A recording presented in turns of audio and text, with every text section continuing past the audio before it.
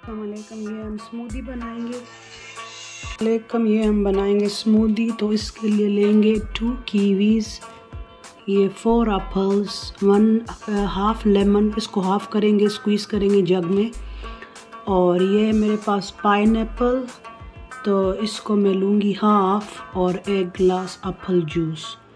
अब इन सब को काट के मैंने ब्लेंडर में डालना है। सबसे पहले ये जाएगा फ्रेश लेमन जूस जो मैंने निकाल लिया था। अब इसमें जाएंगे फ्रूट। नाउ वी गonna add 2 kiwis.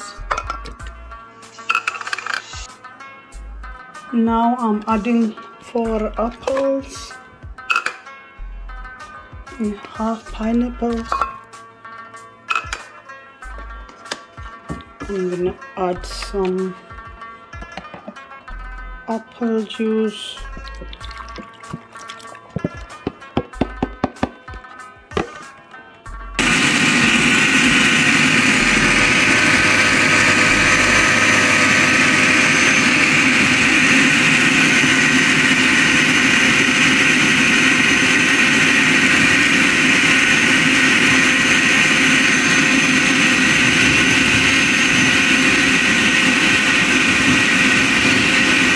Smoothie is made, ये बन गई है।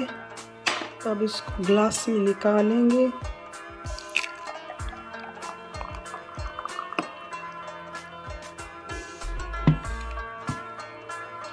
और पिएंगे। So delicious healthy smoothie.